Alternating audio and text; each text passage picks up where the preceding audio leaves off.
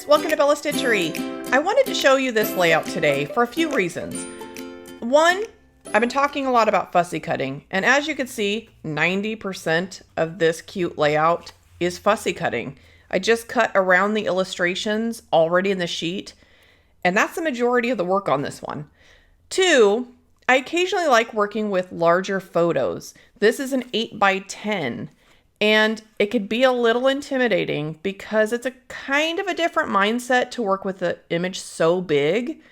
But the good news is you don't actually need to embellish it all that much because your photo is the highlight of the entire page.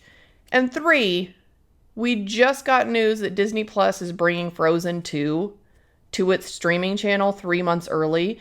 So I know everyone out there is already singing all of the songs. I was singing all the songs while I made this, which is one of the reasons it's going to be in fast forward and muted, because Disney will be sending me an email saying, please stop.